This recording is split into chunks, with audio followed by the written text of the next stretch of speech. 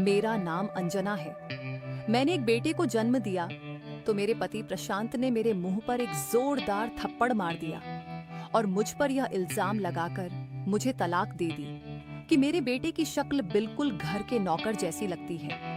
मैं उनके सामने हाथ जोड़कर रोती रही, बिलखती रही, उनके आगे गिड़गिड़ाती रही कि वह मुझे घर से ना निकाले। लेकिन फिर भी उन्होंने मुझे घर से निकाल दिया और फिर मैं बेसहारा हो गई। मेरे पास रहने का कोई सहारा नहीं था, इसलिए मैं अपने बेटे को लेकर बनारस के एक मंदिर में चली गई, जहां मेरे पास रहने के लिए जगह तो थी, लेकिन मैं अपने बेटे को गोद में लेकर बैठी हुई थी कि वहां हमारे घर का वही नौकर रमाकांत आ गया, जिसकी वजह से मेरे पति ने मुझ पर इल्जाम लगाया था। वो वहां पर रो रो कर प्रार्थना करने लगा। इससे पहले कि मैं उसके करीब जाती, उसके मुंह से निकलने वाले शब्द सुनकर तो मेरे रोंगटे खड़े हो गए थे, क्योंकि वही तो मेरे बेटे का। शादी के बाद हर लड़की अपनी खुशहाल जिंदगी की उम्मीद करती है, लेकिन मेरी शादी जिस इंसान से हुई थी, उसके घर जाने के बाद तो उसके सभी घर वालों का व्यवहार मेरे साथ बहुत अजीब सा था।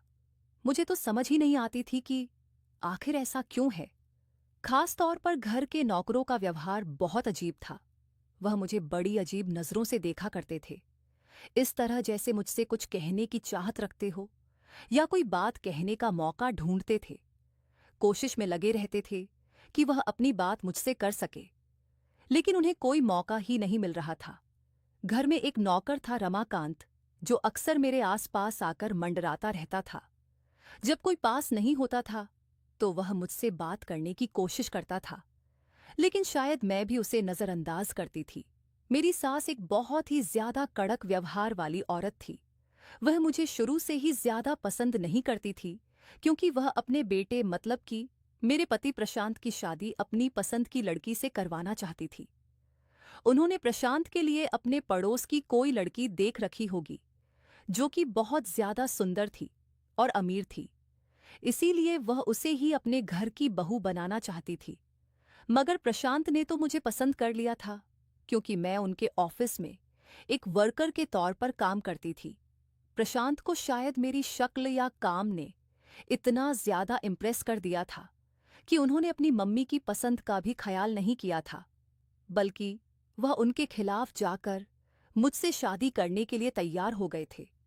उनकी वो माँ जिन्होंने उन्हें जन्म दिया था, जिसकी वह हर बात मानते आए थे और आंखें बंद करके उन पर विश्वास किया करते थे, मगर मोहब्बत के मामले में उन्होंने अपनी मर्जी चलाई थी और अपनी माँ की पसंद को रद्द कर दिया था। उन्होंने अपनी माँ की भी एक ना सुनी थी, जबकि मेरी सास ने उनसे बहुत मना किया था कि तुम्हारी शादी इस लड़की के साथ नहीं हो सकती। और शायद मेरी सास को इसी बात का सबसे ज्यादा दुख था, इसीलिए वह अपना यह दुख मुझ पर निकालती रहती थी। जब भी प्रशांत ऑफिस में होते थे, वो उनके पीछे मुझे ताने देने में कोई कमी नहीं छोड़ती थी। हर तरह से मुझे जलील किया करती थी।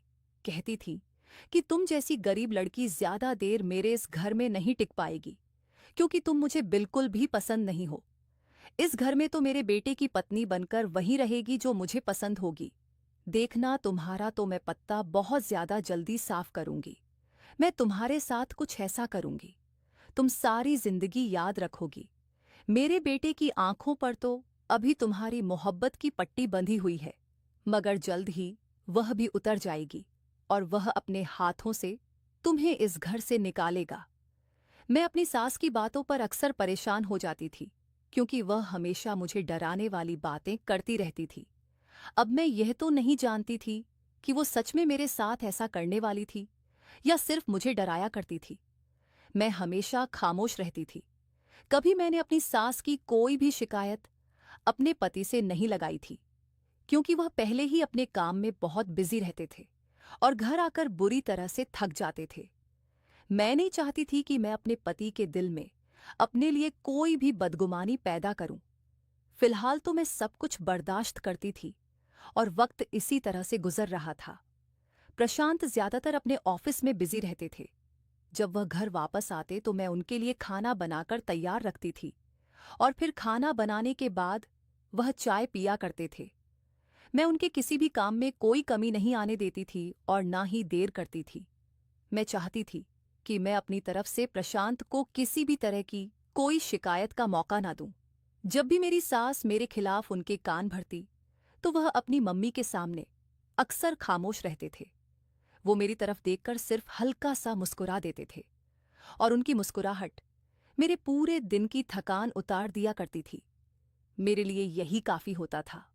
भला मुझे और क्या चाहिए था कि मेरा पति मेरी तरफ से खुश है और उनके दिल में कभी भी मेरे बारे में कोई गलत बात पैदा नहीं हुई थी। मगर मेरी सास हर समय न जाने उनके कान में धीरे धीरे क्या क्या खुसुर पुसुर करती रहती थी, जिसे वो खामोशी से सुनते रहते थे। लेकिन उन्होंने कभी मुझसे कुछ नहीं कहा था। मुझे लगा कि शायद मेरी सास का व्यवहार धीरे धीरे मेरे साथ अच्छा हो जाएगा, क्योंकि अभी हमारी शादी को ज्यादा समय नहीं हुआ है। वक्त गुजरने के साथ साथ वह मुझे स्वीकार कर लेंगी और वह इस बात को भी स्वीकार कर लेंगी कि उनके बेटे की पसंद भी इतनी बुरी नहीं है। मगर शायद यह मेरी गलतफहमी थी, क्योंकि मेरी नाक के नीचे वह एक ऐसा खेल रचने जा रही थी जिसका अंदाजा मुझे तब हुआ था जब पानी सर से ऊपर जा चुका था। वैसे तो इस घर में पैसे की कोई कमी नहीं थी, बल्कि किसी चीज की भी कोई कमी नहीं थी। मेरे पति का बिजनेस बहुत अच्छा चल रहा था। वो एक कामयाब इंसान थे। मगर अजीब बात तो यह थी कि इस घर में सिर्फ एक ही नौकर था, रमाकांत, जो बहुत ही ज्यादा खामोश रहने वाला और नरम व्यवहार करने वाला इंसान था। वह कभी भी किसी से कोई शिकायत नहीं करता था और सारा दिन गधों की तरह इस घर में काम करता रहता था। ड्राइविंग भी वही किया करता था। किचन का काम तो शादी के बाद मैंने ही संभाल लिया था और मैंने कभी किसी से कोई शिकायत भी नहीं की थी कि इस घर में आने के बाद मुझे इतना सारा काम क्यों दिया जा रहा है, क्योंकि मेरे आने से पहले तो यहाँ पर नौकर काम करते थे। लेकिन मुझे घर के काम करने से कोई ऐतराज नहीं था, क्योंकि मैं एक मिडिल क्लास फैमिली से संबंध रखती थी। काम करना मेरी फितरत थी, मेरी आदत थी। मुझे काम करने से तो कोई प्रॉब्लम ही नहीं थी। मगर असली प्रॉब्लम मुझे इस घर के माहौल से थी, मेरी सास के व्यवहार से थी और इस नौकर की अजीबो-गरीब नजरों से थी। ऐसा नहीं था कि इस नौकर की नजरों में कोई हवस थी या फिर कोई गलत मतलब छुपा हुआ था, बल्कि उसकी नजरों में कोई सीक्रेट मैसेज छुपा होता था जिसे मैं पढ़ नहीं सकती थी। मैंने बहुत बार कोशिश की थी कि उसके साथ बात करूं, आखिर जान सकूं कि वह क्या कहना चाहता है।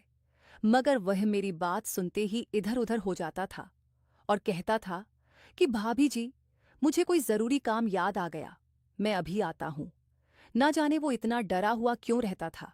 मैंने अक्सर नोटिस किया था कि जैसे उसे सैलरी भी नहीं मिलती थी, मगर फिर भी वह सारा दिन बिना बात के घर के सारे काम करता रहता था।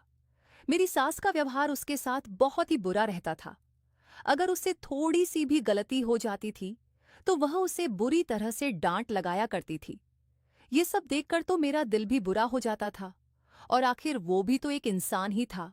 इंसान से तो गलतियां होती ही रहती हैं, मगर मेरी सास किसी भी गलती को माफ नहीं करती थी। न जाने वो कैसे पत्थर दिल की औरत थी।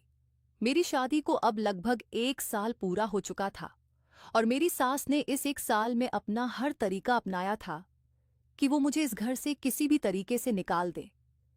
मेरे पति के दिल में थी कि वह मेरे खिलाफ गलत गलत बातें पैदा करती रहती थी, मगर हर बार वह नाकाम हो जाती थी, क्योंकि मेरा पति अपनी माँ की बात सुन तो लेता था, लेकिन वह खामोशी से उनके सामने बहुत ही ज्यादा इज्जत और सम्मान के साथ रहता था, जैसे उनका कोई भक्त हो।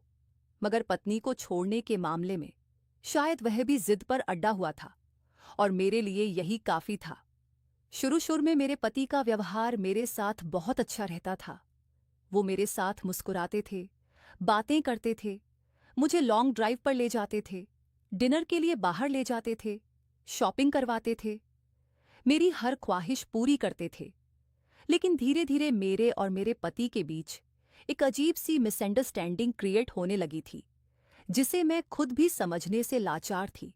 शायद वह मेरी सास के कान भरने की वजह से था, मगर मैंने कभी भी अपने पति से किसी बात का कोई शिकवा नहीं किया था।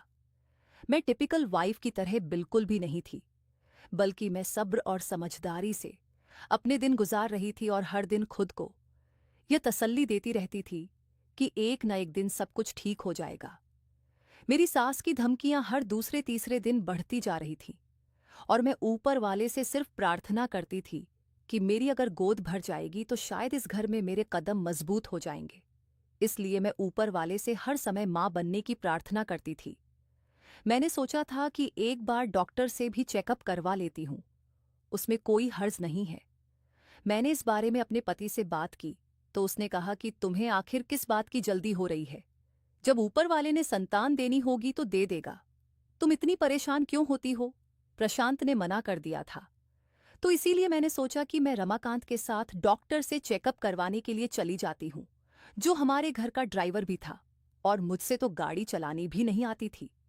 इसलिए एक दिन मैं तैयार होकर बाहर आई और रमाकांत से कहा कि मुझे डॉक्टर के क्लिनिक पर जाना है, तुम जरा गाड़ी निकालो और मुझे ले चलो। मेरी बात पर तो जैसे वह एकदम बौखला गया था, ऐसा लग रहा था जैसे उसके होश ही उड़ गए हैं। कहने लगा, भाभी जी आपको डॉक्टर के यहाँ क्या करने जाना है, सब ठीक तो है ना। उसके इस सवाल पर मुझे थोड़ी हैरानी भी हुई थी, क्योंकि आज तक उसने मुझसे कोई सवाल जवाब नहीं किया था। मुझे मार्केट जाना होता था या ग्रोसरी करनी होती थी, मैं उसी के साथ जाया करती थी, मगर उसने कभी मुझसे कोई सवाल नहीं किया था, बस खामोशी से मेरे साथ चला जाता था। लेकिन आज तो उसने सवाल करके मुझे हैरान ही कर दिया था। मैंने खुद को नॉर्मल जाहिर करते हुए कहा कि मुझे डॉक्टर से अपना चेकअप करवाने के लिए जाना है, तुम गाड़ी निकालो, ज्यादा सवाल मत करो। मगर वो डीठ बनकर खड़ा रहा था, जैसे उसे जवाब चाहिए था।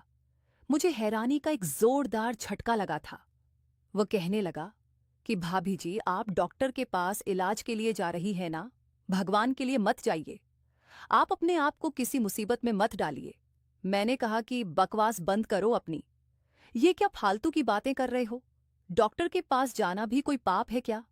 वो कहने लगा कि जब ऊपर वाले को आपकी गोद भरनी होगी तो वह भर देगा, आप फिक्र क्यों करती हैं। भाभी जी आप अपनी लाइफ एंजॉय कीजिए ना। उसकी बात सुनकर तो मैं हैरानी के एक गहरे समंदर में डूब गई थी। उसकी इतनी जुर्रत कि उसने मुझसे इतनी बड़ी बात इतने मामूली शब्दों में कर दी थी। आखिर था तो वह इस घर का नौकर ही शायद, मेरी सास इस पर सख्ती करके बिल्कुल ठीक करती थी। मैंने उसे घूरते हुए कहा कि जितना कहा है उतना ही किया करो। वो अब खामोश हो गया था। मैं गाड़ी में बैठ गई थी। वह थोड़ी देर परेशानी की कंडीशन में खड़ा रहा था और फिर गाड़ी चलाने लगा, क्योंकि उसे लगा कि शायद वो कुछ और बात करेगा तो मैं उसकी शिकायत अपनी सास से लगा दूंगी। वो सारे रास्ते खामोशी से गाड़ी चलाता रहा था। क्लिनिक पहुंचने के बाद मैं गाड़ी से उतरी तो वह कहने लगा कि भाभी जी एक बार फिर से सोच लीजिए, मेरी बात मान जाइए, अपनी जिंदगी को मुश्किल मत बनाइए। अब फिर से मुझे हैरानी हुई थी और मेरी यह हैरानी गुस्से में बदल चुकी थी। मैंने कहा कि तुम्हारी तबीयत तो मैं घर जाकर सेट करूंगी, अभी मैं क्लिनिक से वापस आ रही हूं। मैं क्लिनिक के अंदर चली गई थी और डॉक्टर को चेकअप करवाया तो डॉक्टर ने मुझे तसल्ली दी और कहा कि आप फिक्र मत कीजिए, सब कुछ ठीक हो जाएगा, सब कुछ नॉर्मल है। उन्होंने कुछ दवाइयां लिखकर दी और फिर मैं वापस आ गई थी। रमाकांत ने मुझसे इस बारे में कोई सवाल नहीं किया था। शायद मेरी डांट पर वह डर गया था कि सच में उसकी शिकायत अपनी सास से न लगा दूं, और मैंने भी इस बात को ज्यादा ध्यान नहीं दिया था, नजरअंदाज कर दिया था, क्योंकि मेरी फितरत में छोटी छोटी सी बातों की खोज लगाना शामिल नहीं था। घर आने के बाद मैंने दवाइयां लेनी शुरू कर दी थी, क्योंकि मुझे जल्द से जल्द एक बच्चा चाहिए था, ताकि मेरे कदम इस घर में मजबूत हो जाए और मेरी हैसियत भी इस घर में बढ़ जाएगी। रमाकांत का व्यवहार अब पहले से भी ज्यादा अजीब होता जा रहा था। वो खामोश तो रहता था, मगर उसकी खामोशी के पीछे जैसे कोई बहुत ही बड़ी बात है और बहुत ही बड़ा सीक्रेट छुपा हुआ हो, जो अगर खुल जाता तो शायद इस घर की बर्बादी का जिम्मेदार वो होता। दिन इसी तरह से गुजरते जा रहे थे। मेरी सास के व्यवहार में कोई बदलाव नहीं आया था, बल्कि वह और भी ज्यादा कड़क होती जा रही थी। मुझे तो हैरानी होती थी कि इतनी कठोर दिल की औरत भी कोई होती है, जिसका दिल नरम होने का नाम ही नहीं ले रहा था। फिलहाल मैं भी अपनी दवाई और प्रार्थनाओं का सिलसिला जारी रखा था और आखिरकार मुझे ऊपर वाले ने बहुत बड़ी खुशखबरी दे दी थी, जिस खुशखबरी का मैं बेचैनी से इंतजार कर रही थी। जब मेरा टेस्ट पॉजिटिव आया तो मेरी खुशी की कोई हद नहीं रही थी। मैं जल्द से जल्द यह गुड न्यूज़ अपने पति को देना चाहती थी। मैं बड़ी बेचैनी से सारा दिन उनका इंतजार करती रही थी कि रात को वह घर आएंगे तो मैं फौरन उन्हें यह खबर सुनाऊंगी। मुझे पूरा यकीन था कि वह सुनकर बहुत खुश हो जाएंगे। जब वह रात को घर आए तो मैंने उन्हें बताया कि आप पिता बनने वाले हो। मेरी बात पर वह मुस्कुरा दिए थे और कहने लगे कि बहुत बहुत बधाई हो, तुम्हारी चाहत पूरी होने जा रही है। उन्होंने इस खुशखबरी का इजहार ज्यादा नहीं किया था और न ही इस बात से बहुत ज्यादा सीरियस हुए थे। मेरे लिए यही काफी था कि उनके चेहरे पर मुस्कुराहट तो आ गई थी और उनकी मुस्कुराहट में ही मेरी खुशियां छुपी हुई थीं। इस खुशी के आने से मेरी जिंदगी का रुख थोड़ा सा बदला था, क्योंकि घर का माहौल काफी अच्छा हो गया था। मेरे पति भी मेरे साथ खुश रहने लगे थे, मेरे साथ ज्यादा से ज्यादा टाइम स्पेंड करते थे और मेरी सास का व्यवहार भी पहले से ज्यादा नरम हो चुका था। उन्हें बस अपने पोते के आने का इंतजार था। मुझे इस अचानक बदलाव पर बहुत ज्यादा खुशी और हैरानी का झटका लगा था। आखिर वह एक औरत थी और अब फाइनली उनका दिल नरम हो गया था। वह अब मेरा ख्याल भी रखती थी और कहती थी कि जल्द ही इस घर में वारिस आ जाएगा। मैं बेहद खुश रहने लगी थी, क्योंकि मेरी जिंदगी अब पूरी तरह से बदल चुकी थी। यही मेरे लिए सब कुछ था। मगर जो एक चीज नहीं बदली थी, वह नौकर रमाकांत का व्यवहार था। पहले से ज्यादा वह सीरियस और खामोश रहने लगा था। उसकी खामोशी के पीछे कोई बहुत बड़ा दर्द पनप रहा था, जैसे मेरी खुशी उसे दुख दे गई हो या कोई सदमा उसके दिल को जाकर लगा हो। मुझे लगा कि शायद मैं कुछ ज्यादा ही उसके बारे में सोचने लगी हूं। शायद ये मेरी कोई गलतफहमी होगी। मगर एक दिन मैं उसके कॉरिडोर में गई थी ताकि उसे कुछ जरूरी सामान लाने के बारे में बता सकूं और उसे सामान लाने के लिए भेज सकूं। जैसे ही मैं उस कमरे के बाहर आई ताकि दस्तक दे सकूं, तो कमरे से मुझे हल्की हल्की सी बातों की आवाज आ रही थी। जासूसी करना मेरी आदत नहीं थी, मगर ना जाने क्यों मेरे कदम खुद ब खुद रुक गए थे और मेरे कान उस चर्चा की तरफ लग गए थे जो वह चुपके छपके बड़बड़ा रहा था। वो शब्द उसकी जुबान से निकल रहे थे, वो मेरी दुनिया को हिला देने के लिए काफी थे। मैं बिल्कुल ऐसा महसूस कर रही थी जैसे मेरे आसपास भूकंप आ रहा हो और सब कुछ हिल रहा हो। मुझे अपने कानों पर विश्वास नहीं हो रहा था कि वह इस हद तक गिर सकता है। जिस बच्चे के आने के लिए मैंने इतनी प्रार्थनाएं मांगी थी, इतनी मिन्नतें की थी और डेली डॉक्टर की दवाइयों का इस्तेमाल किया था, इस बच्चे के आने से भला मेरे घर के नौकर को क्या तकलीफ थी, क्योंकि वह ऊपर वाले से प्रार्थना कर रहा था कि हे भगवान, भाभी जी का बच्चा खत्म हो जाए और वह कभी मां ना बन सके। ये शब्द थे या फिर पिघला हुआ शीशा, मुझे अपने कानों पर विश्वास नहीं आया। मैं चुपचाप वहीं से पलट गई थी। मैंने उससे कोई लड़ाई झगड़ा तो नहीं किया था, ना ही मेरी उसके साथ कोई पुरानी दुश्मनी थी, क्योंकि घर के नौकर से भला क्या मुंह लगना। मगर अब अपने कानों से सब सुनने के बाद मैंने उसके साथ सावधानी बरतनी शुरू कर दी थी और फासले रखना भी शुरू कर दिए थे। अब अगर मुझे कहीं जाना होता था तो मैं रिक्शा या टैक्सी कर लेती थी, लेकिन उसे कभी नहीं कहती थी कि वह मुझे कहीं लेकर चले। मगर अब मुझे उससे डर लगने लगा था कि कहीं वह मेरे बच्चे को कोई नुकसान ही ना पहुंचा दे। ना जाने उसे मेरे बच्चे के आने से क्या तकलीफ थी। अब तो मेरी सास भी खुश रहती थी और मेरे पति भी मुझसे राजी थे, तो फिर वह कौन होता था मेरे लिए बद्दुआ करने वाला। दिन गुजरते जा रहे थे। मेरी हालत पहले से भी ज्यादा चिड़चिड़ी और खराब होने लगी थी, मगर इस दौरान मेरे पति और मेरी सास ने मेरा पूरी तरह से ख्याल रखा था। फिलहाल मेरी डिलीवरी का टाइम करीब आ रहा था। मेरी गोद में एक नन्हा मेहमान आने वाला था और फिर वह समय भी आ रहा था जब मेरी जिंदगी में उजाला हो जाएगा। यह उजाला मेरे लिए एक ढाल बनने वाला था। मेरी उम्मीदें बंध गई थी कि अब मेरी सास की साजिशें खत्म हो जाएंगी, मेरे पति की गलतफहमियां दूर हो जाएंगी और हमारा रिश्ता कभी नहीं टूटेगा और हमेशा हमेशा के लिए मजबूत हो जाएगा। क्योंकि मेरी सास और मेरे पति के व्यवहार में इतनी ज्यादा लचक सिर्फ बच्चे के जन्म से ही मुमकिन हो सकती थी। लेकिन मैं यह नहीं जानती थी कि यह खुशी दरअसल एक आने वाले भयानक तूफान की शुरुआत थी। एक ऐसा तूफान जिसकी बुनियाद शक और साजिश पर रखी जा चुकी थी, और जिसका अंधापन उस नौकर रमाकांत की मासूम शक्ल बनने वाली थी। मेरी तबीयत बिगड़ती तो मेरे पति चेकअप के लिए मुझे अस्पताल ले जाते थे। डॉक्टर बताती थी कि तुम्हारा बच्चा सेहतमंद है, तो मुझे सुकून मिल जाता था। मैंने सोचा था कि मेरा बच्चा इस घर में खुशकिस्मती लेकर आएगा, मगर वहां मेरे इंतजार में एक ऐसा थप्पड़ था जिसकी गूंज मेरे पूरे वजूद को हमेशा के लिए तोड़ने वाली थी। वक्त तेजी से अपनी रफ्तार के साथ गुजर रहा था। मुझे जल्द से जल्द अपनी प्रेगनेंसी छुपाने की भरपूर कोशिश करनी थी, ताकि रमाकांत को मेरे बेटे के जन्म की डेट का बिल्कुल भी आइडिया ना हो सके। बेटे के जन्म से पहले मैं बहुत डरी हुई थी। रमाकांत की बद्दुआ और उसकी खामोश नफरत से मुझे डर लगने लगा था। मेरे शरीर में एक मासूम वजूद था और मुझे डर था कि कहीं वह मुझे कोई नुकसान ना पहुंचा दे। अब मैं उससे छुटकारा पाने का कोई मौका नहीं देना चाहती थी।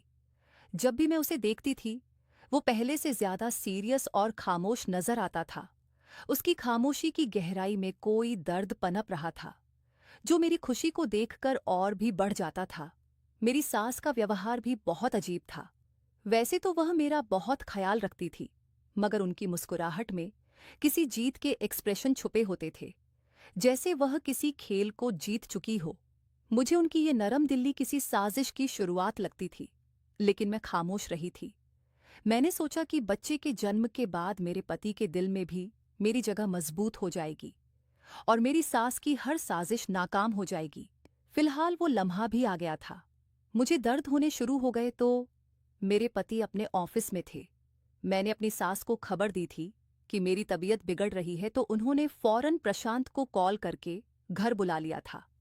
घर के ड्राइवर रमाकांत को भी गाड़ी निकालने का हुक्म दिया गया था। जब मैं अस्पताल जाने के लिए गाड़ी में बैठी, मैं बहुत ज्यादा दर्द से तड़प रही थी, और जब अस्पताल के बिस्तर पर मुझे पहुंचाया गया तो मेरी सास की बातों और अपने पति के सफेद चेहरे के बारे में सोच रही थी। आखिरकार मेरा बेटा इस दुनिया में आ गया था। अपने बेटे की पहली चीख सुनकर तो जैसे मेरा सारा दर्द खत्म ही हो गया था। मैंने उसे देखा, वह बहुत ही प्यारा था। मेरा दिल जान उस पर कुर्बान हो गई थी। शाम को मेरे पति वापस आए। मुझे बड़ी खुशी हुई थी कि अब मेरी सास का सारा जादू टूट जाएगा और मेरे पति की सारी मोहब्बत फिर से मेरी हो जाएगी। मेरे पति कमरे के अंदर आए और मैंने उनके सामने अपने बेटे को पेश किया और कहा कि प्रशांत, यह देखिए, ये हमारा बेटा है। ये ऊपर वाले की तरफ से हम दोनों के लिए सबसे बड़ा तोहफा है। मेरी आवाज खुशी से कांप रही थी। प्रशांत ने बेटे को गोद में लिया और मैंने अपने दिल की धड़कनों को तेज होते हुए महसूस किया था। लेकिन मेरी खुशी सिर्फ कुछ सेकंड की ही थी, ऐसे जैसे कोई मेहमान हो। प्रशांत अपने ही बच्चे को बेहद ध्यान से देख रहे थे। मेरी नजरें भी उनके चेहरे पर टिकी हुई थी, ताकि उनके चेहरे के एक्सप्रेशन देख सकूं। जाहिर है कि पिता बनने की खुशी हर पति को होती है, और मैं वही खुशी अपने पति के चेहरे पर देखना चाहती थी। खास तौर पर जब बेटा पैदा होता है तो पिता को गर्व महसूस होता है, उसकी आंखों में मान होता है और अपनी पत्नी की इज्जत और भी बढ़ जाती है। मगर प्रशांत की आंखों में तो पहले हल्की सी हैरानी और फिर बेहद नफरत भर गई थी। उनके चेहरे का रंग उड़ गया था और उनका चेहरा गुस्से से लाल हो गया था। उन्होंने गुस्से से कहा, ये क्या है अंजना? उनकी आवाज में तूफान था। क्या हुआ प्रशांत?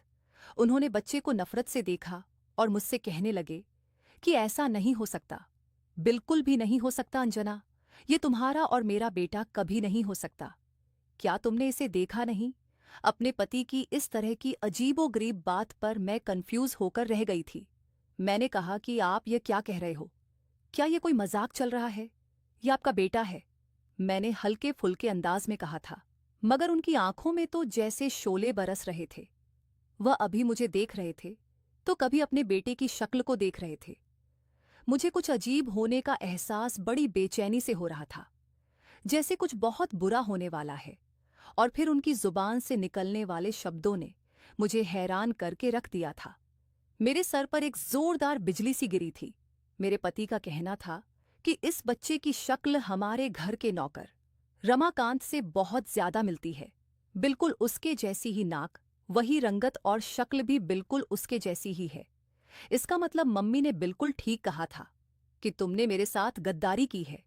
जैसे ही उन्होंने यह शब्द कहे तो मुझे विश्वास हो गया था कि यह मेरी सास की साजिश थी। उन्होंने मेरे पति के दिमाग में शक या बीज पहले से ही बो दिया था और आज बच्चे की शक्ल को इस साजिश का हथियार बनाकर इस्तेमाल किया गया था। मैंने अपने पति से कहा कि प्रशांत, आप ये क्या बकवास कर रहे हैं? आप मुझ पर बहुत बड़ा आरोप लगा रहे हैं। प्लीज भगवान से डरिए। मैं आपकी पत्नी हूं। मैंने आपके घर के लिए इतना कुछ सहा है। यह मेरा बेटा है। यह हम दोनों का बच्चा है। मेरी आंखों से आंसू बहने लगे थे, लेकिन वह तो मेरी कोई भी बात सुनने को तैयार नहीं थे। उनके दिमाग पर शक का पर्दा पूरी तरह से पड़ चुका था। उन्होंने गुस्से भरी नजरों से मुझे देखा था और मेरे गाल पर एक जोरदार थप्पड़ मार दिया था। उनकी इस हरकत से तो मेरे पूरे शरीर में सदमे की लहर दौड़ गई थी। उन्होंने कहा, तुमने मेरी इज्जत मिट्टी में मिला दी। तुम जैसी औरत मेरे घर में रहने के काबिल नहीं है। मेरी मम्मी बिल्कुल ठीक कहती थी, लेकिन कभी मैंने उनकी बात पर विश्वास नहीं किया। शायद मैं ही अंधा था जो तुम पर भरोसा करता रहा और बहरा था कि उनकी बातों को नजरअंदाज करता रहा। तुम्हारी मोहब्बत में मुझे कुछ नजर ही नहीं आया था, मगर अब आगे मैं और कुछ भी बर्दाश्त नहीं कर सकता। मैं तुम्हें डिवोर्स देता हूं। मैं जल्द ही तुम्हें डिवोर्स देकर अपने घर से निकाल दूंगा। मैं तुम्हारे साथ कोई संबंध नहीं रखना चाहता और ना ही तुम्हें अपने घर में रखना चाहता हूं। उन्होंने मुझे धोखा दिया और बच्ची को मेरे हाथ में थमा दिया था और कहने लगे कि निकलो यहां से। तुम और तुम्हारा यह नाजायज बच्चा दोबारा मुझे कभी शक्ल मत दिखाना। मैं उनकी बात पर बिल्कुल ही दंग रह गई थी, जैसे मेरे शरीर से जान ही निकल गई हो। उन्होंने एक ही झटके में मुझसे अपने सारे संबंध खत्म कर दिए थे और मुझे अपने बारे में किसी सफाई का मौका भी नहीं दिया था। आज तो मेरे लिए यह कोशिश सबसे बड़ा दिन था, जो कि एक दर्दनाक हकीकत में बदल चुका था। वह वहां से निकल गए थे और मैं वहां पर रोती हुई अपने बेटे को सीने से लगाकर अस्पताल के कमरे से निकली। मेरे शरीर का हर हिस्सा दर्द से चिल्ला रहा था। मेरा दिल बुरी तरह से दुख चुका था, मगर मेरे कानों में सिर्फ रमाकांत की वही प्रार्थनाएं गूंज रही थीं। हे भगवान, भाभी जी का बच्चा खत्म हो जाए। मुझे लगा इस प्रार्थना के पीछे कोई खतरनाक राज छुपा हुआ है, कोई ऐसी हकीकत है जिसे सिर्फ मेरी सास और शायद रमाकांत ही जानते थे।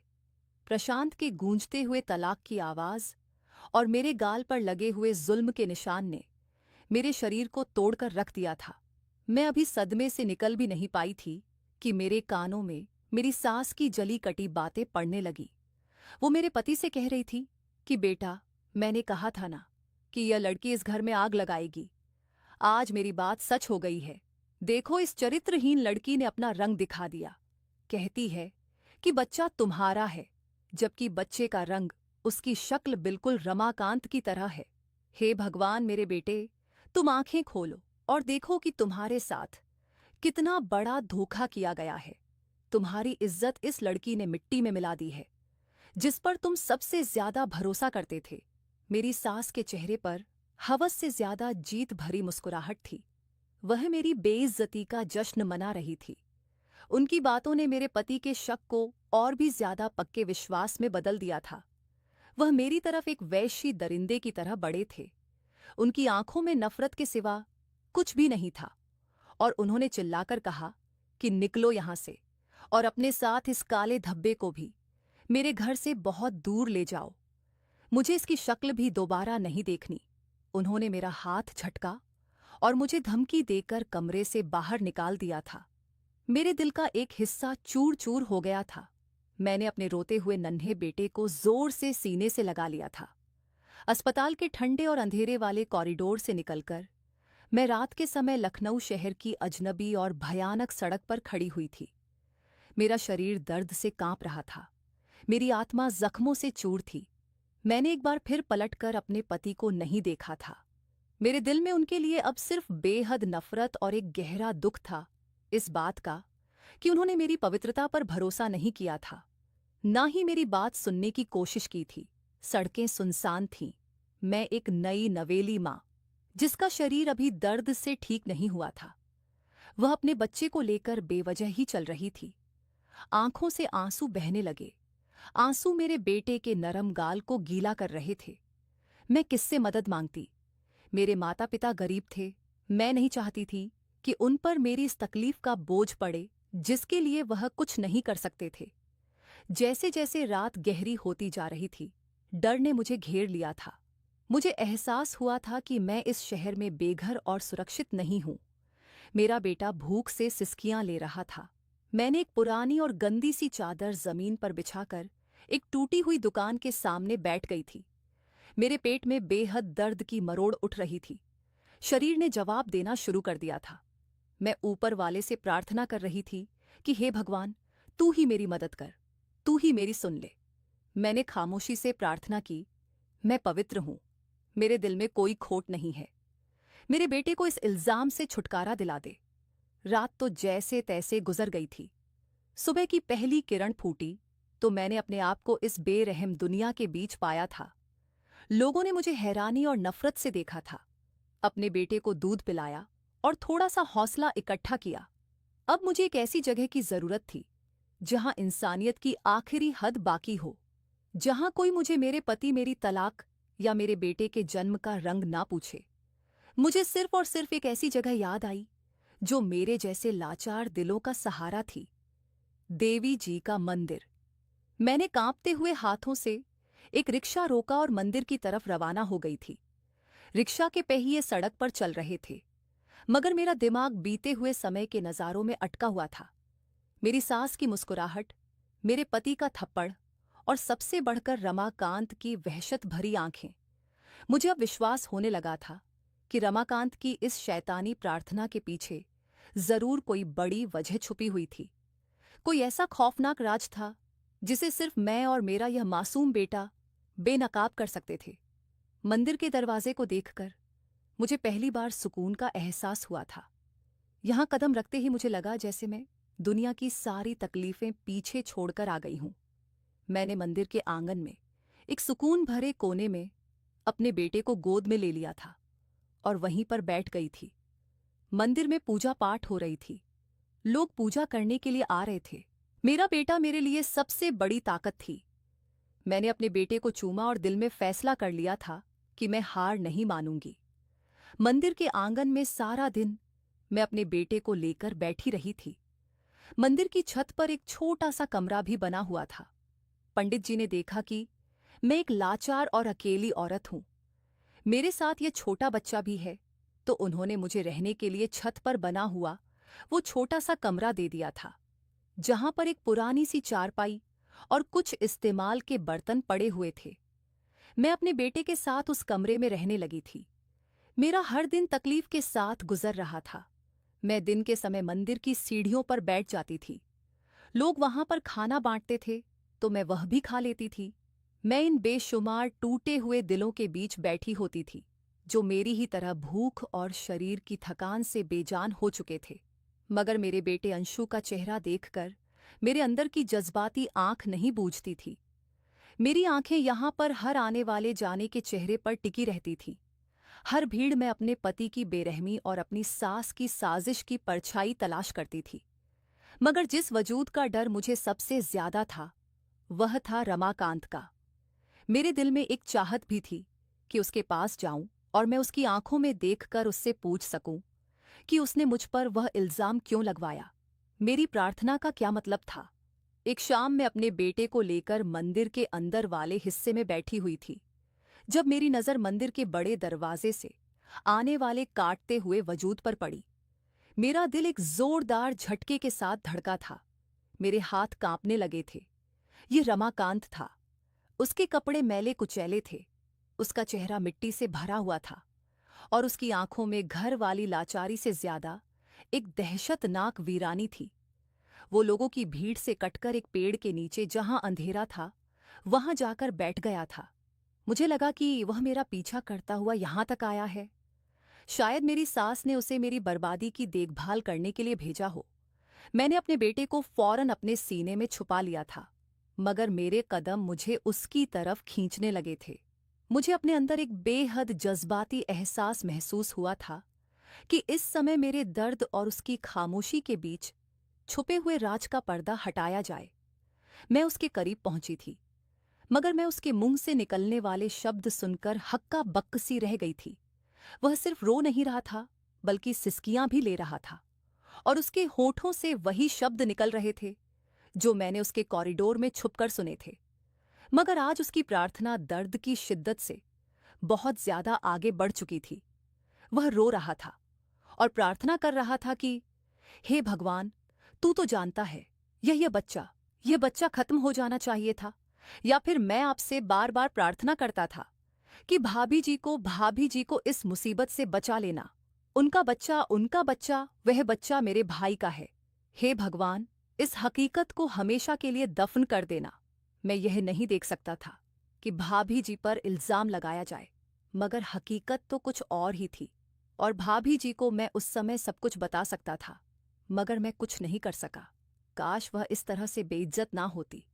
हे भगवान, मुझे माफ कर देना। मुझसे बहुत बड़ा पाप हो गया। मैं यह भारी बोझ नहीं उठा सकता। वो इतना कह रहा था और फूट फूट कर रो रहा था। उसके शब्द, खासतौर पर उसका बच्चा, मेरे भाई का, इन शब्दों ने मेरे दिमाग को खामोश कर दिया था। मेरा खून जम गया था, मेरे रोंगटे खड़े हो गए थे। ये क्या कह रहा है? मेरा बच्चा इसके भाई का मतलब? क्या उसने मेरी सास के साथ मिलकर यह खौफनाक नाटक रचाया था? क्या मेरे और प्रशांत के बीच गलतफहमी पैदा करने की साजिश में यह भी शामिल था?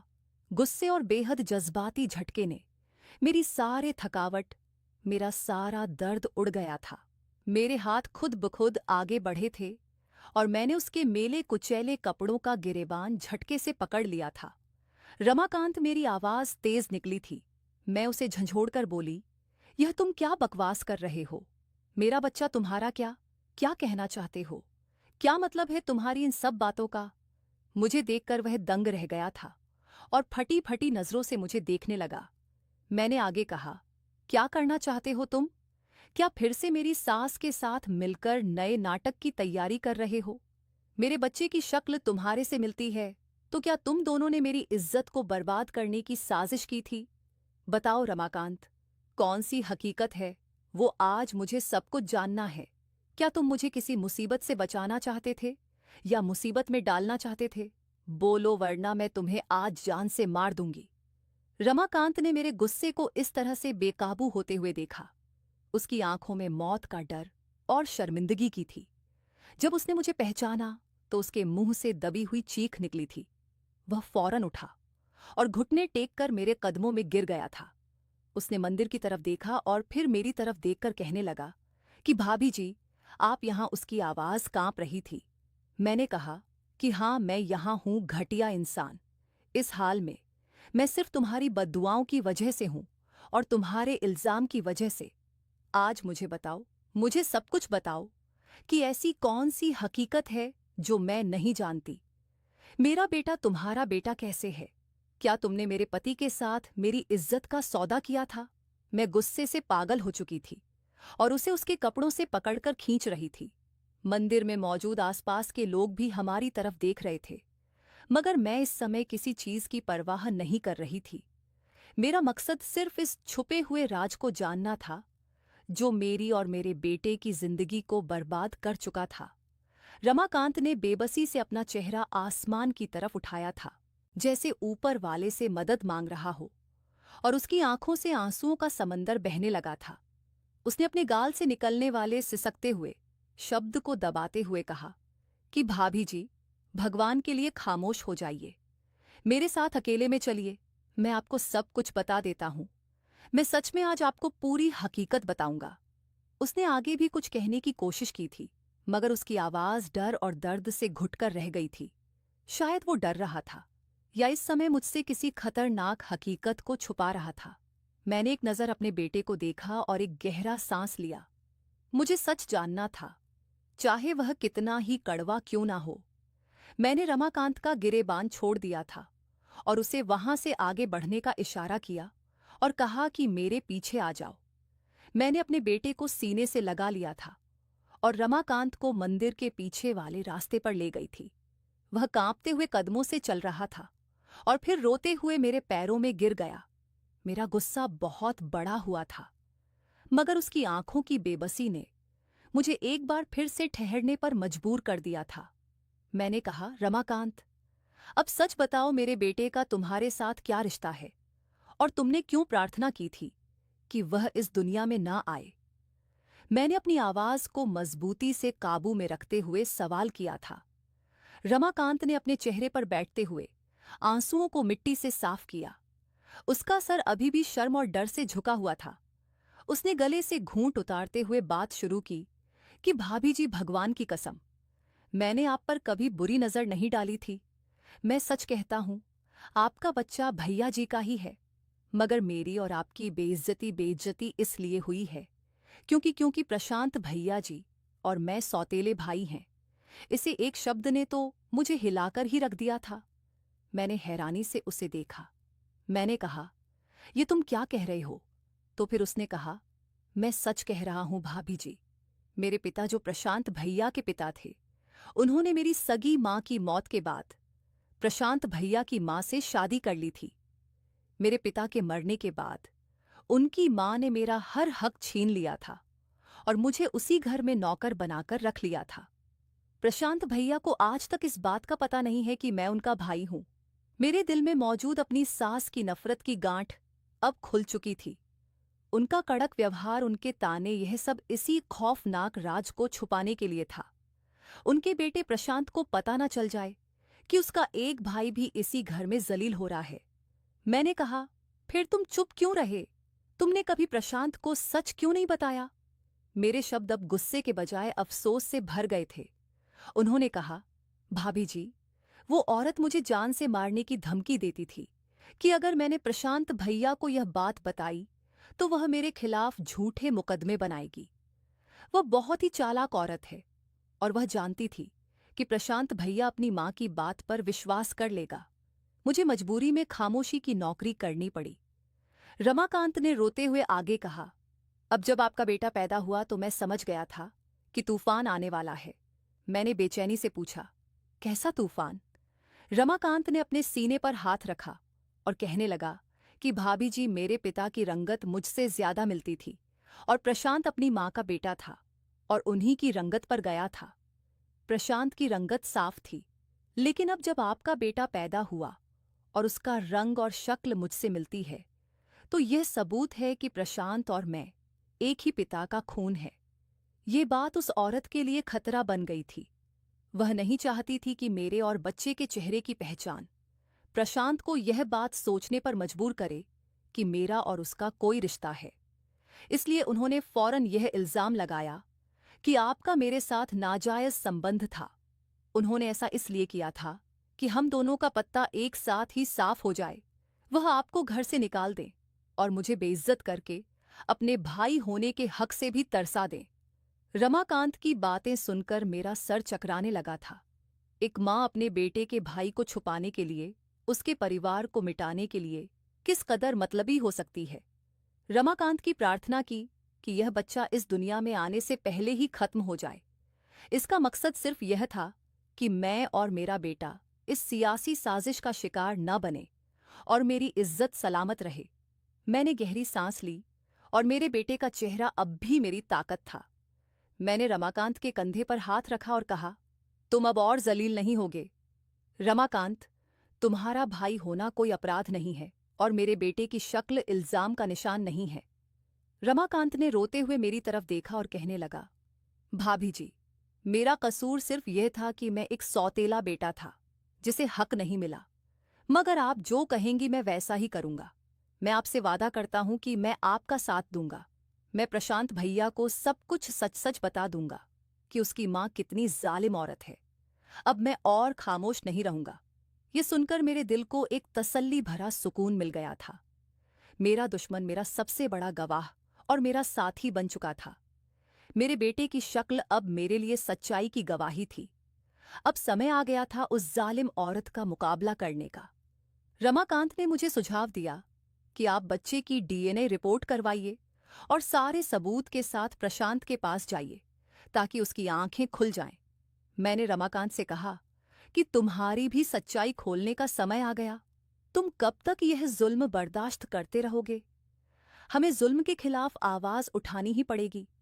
इसीलिए हमने फैसला किया था और मेरे बेटे के डीएनए रिपोर्ट करवाने के बाद मैं और रमाकांत प्रशांत के घर गए। वो घमंडी और अहंकारी इंसान अपनी मां के पहलू में बैठा हुआ था और उनसे ना जाने क्या क्या बातें कर रहा था। जब हम घर के अंदर दाखिल हुए तो वह तिल मिलाकर उठा और कहने लगा कि तुम्हारी इतनी हिम्मत कैसे हुई?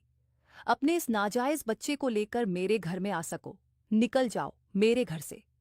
मैं तुम्हारी शक्ल भी नहीं देखना चाहता।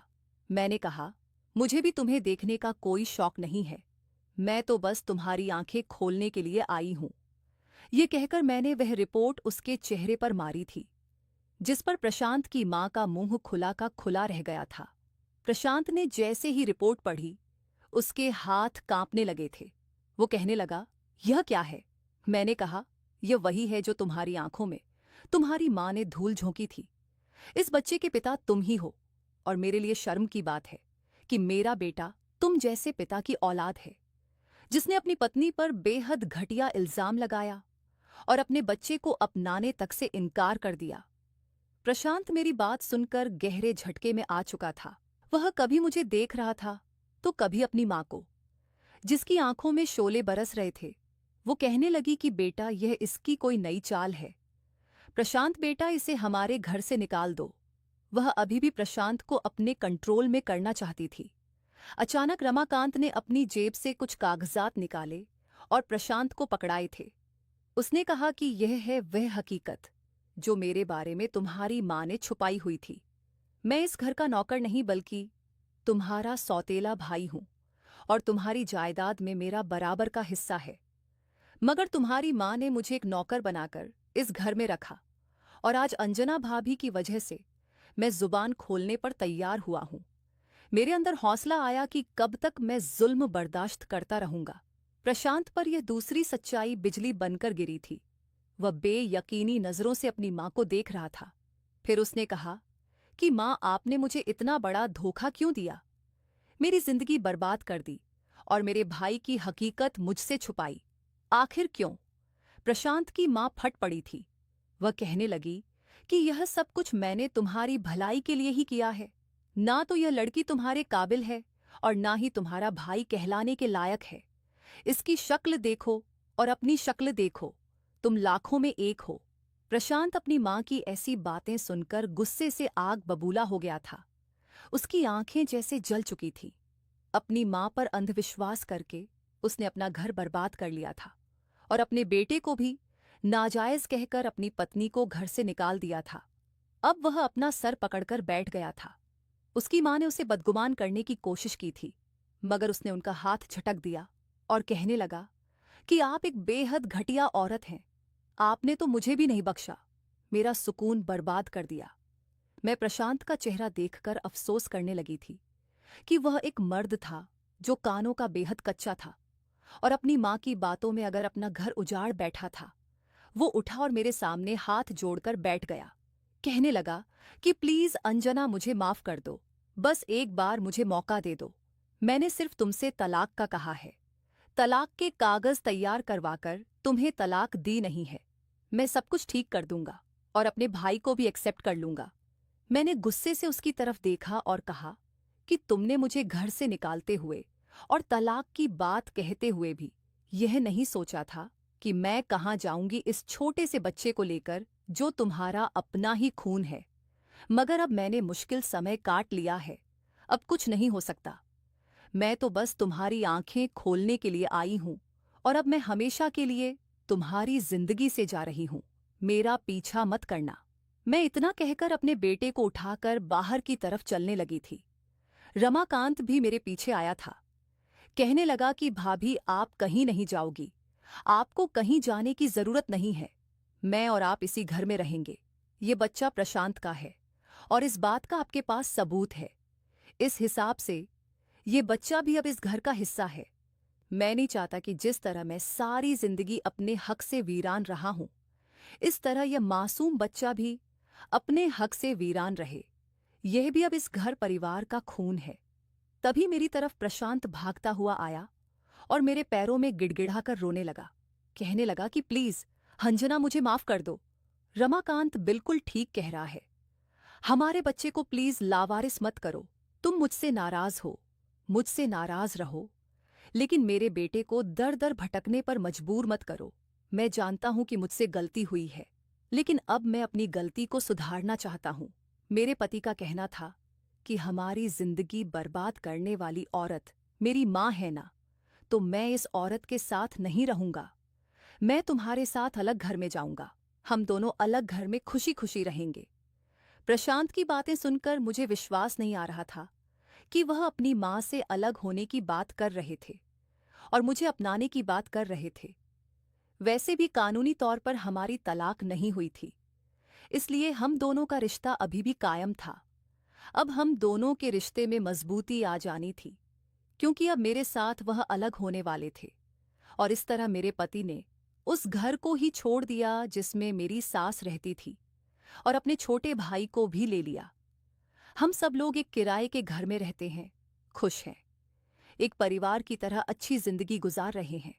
रमाकांत भी हमारे साथ ही रहता है। सुना है कि मेरी सास की बहुत हालत खराब है।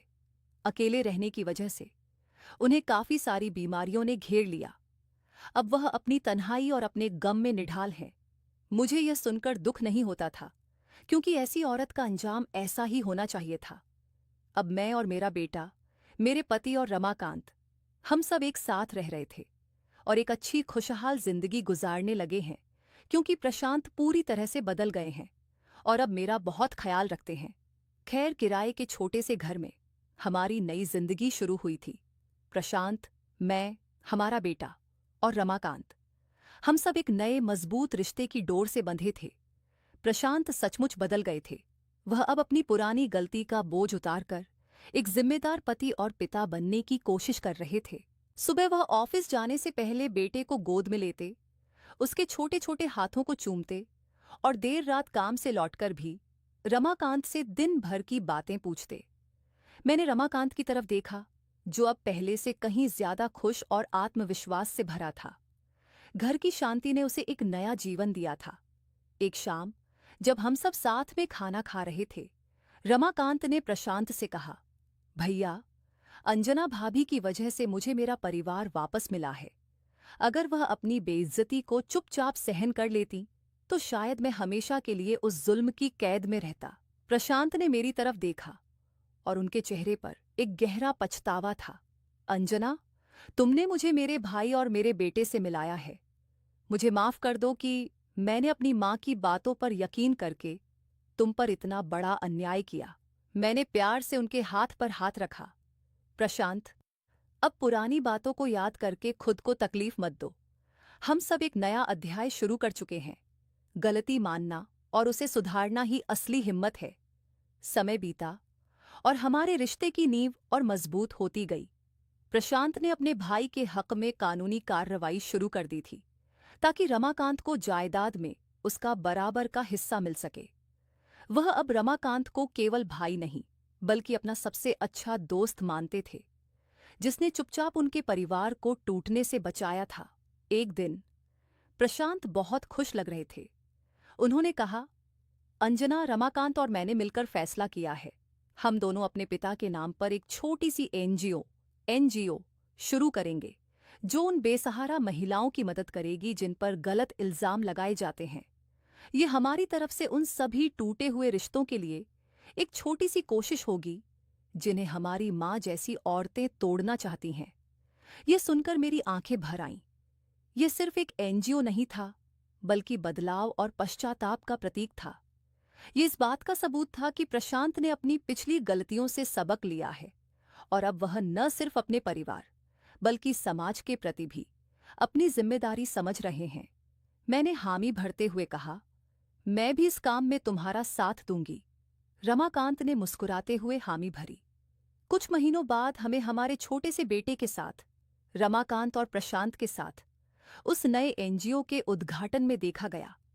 नई किरण नाम का वह केंद्र अब अन्यायी ताकतों से लड़ने वाली महिलाओं के लिए एक सहारा बन चुका था। प्रशांत की मां की हालत खराब होने की खबरें आती रहीं और यह सुनकर हमें दुख हुआ। पर उनके गलत कर्मों का फल भी तो उन्हें ही भुगतना था। हमने अपनी जिंदगी को एक बहुत बड़ी सीख के साथ आगे बढ़ाया। सबसे बड़ी सीख, जीवन में चाहे कितनी भी बड़ी मुसीबत आए, सच्चाई और आत्मविश्वास का दामन कभी नहीं छोड़ना चाहिए। गुस्सा और अंधविश्वास इंसान का घर बर्बाद कर सकते हैं, लेकिन प्यार, विश्वास और माफी से हर टूटा रिश्ता फिर से जोड़ा जा सकता है। यह भी याद रखना चाहिए कि एक मजबूत परिवार में सिर्फ पति पत्नी का रिश्ता नहीं, बल्कि भाई भाई का सम्मान और सच्चाई का साथ भी शामिल होता है।